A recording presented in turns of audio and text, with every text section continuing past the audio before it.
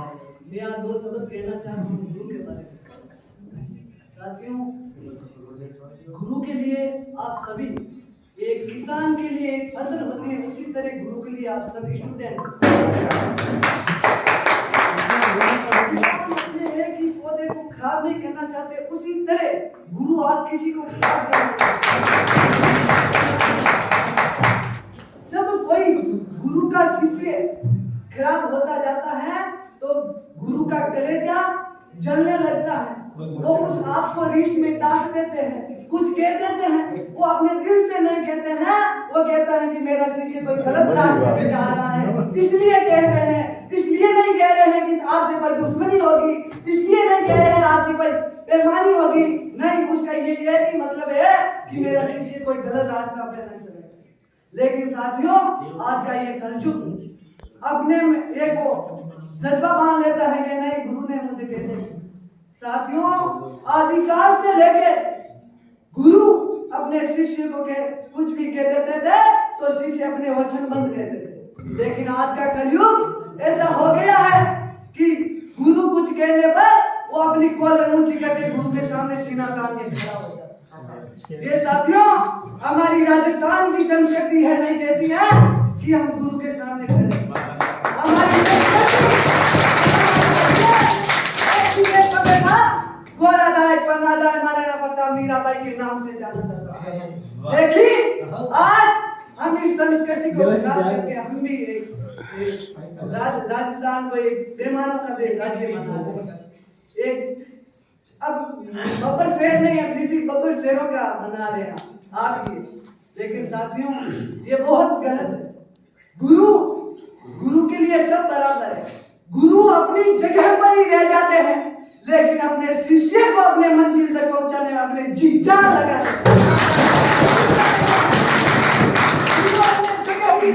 लेकिन शिष्य को कभी नकारात्मक सोच नहीं आने देते। ये हमारी बहुत बड़ी गलती है। जो भी आप तो सब एनएसएस के जुड़े हैं, एक राष्ट्रीय सेवा योजना से जुड़े हैं, आप में देशभक्ति है, लेकिन कोई हमारा साथी, हमारा भाई ऐसे रास्ते पे चलता है तो उसे हमें समझाना। ये बहुत बड़ा खेद होता है जब हमारे गुरु तो हमारे लिए इतनी सोचते हैं और हमारे दिल में गुरु के लिए घृणा। इससे बड़ा कोई पाप नहीं होता। साथियों, इस देश में सबसे बड़ा धर्म है तो इंसान का धर्म है। इंसान को सही रास्ते पे ले जाने का धर्म होता है, वो गुरु करके बताता है। गुरु की कोई जाति, कोई धर्म नहीं होता।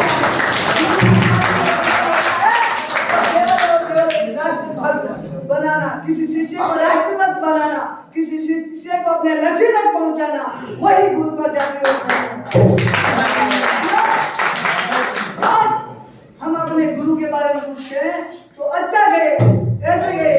हमारे विद्यालय के गुरु इतने अच्छा है, इतने मान है,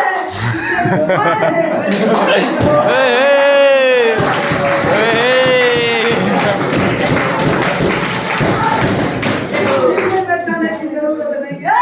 गुरु के चरणों में एक बार तो देखिए, वो आपको पता चलेगा। आज का कलयुग ऐसा हो गया, गुरु को पहले अपने पैरों में झुकाना चाहते हैं।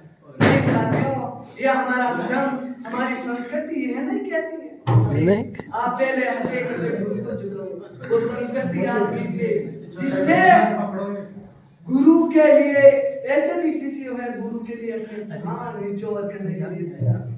लेकिन आज का कलयुग है साथियों, आपकी कोई कमी नहीं है। कलयुग है।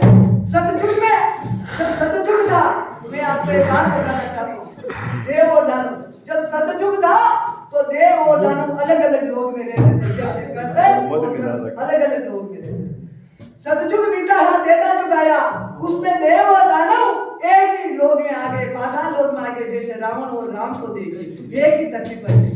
उसके बाद द्वायुग आया, तभी देव और दानव एक ही घर में आ गए, जैसे कौरव और पांडव देखिए।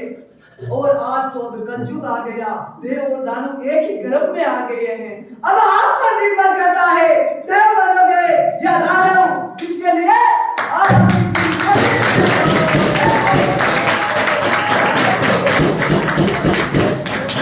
दानव नहीं बनना है और देव बनना है। वो गुरुजनों का आदर सबसे बड़ा धर्म है। इसके लिए इसलिए हम जितना कहे उतना कम है, गुरु के लिए जितना बोलोगे उतना कम है, इसका कभी फर्ज नहीं आप अदा कर सकते। माता पिता और गुरु का कभी फर्ज हम अदा नहीं कर सकते। इसलिए मैं मेरी वाणी को विराम देना चाहता हूँ।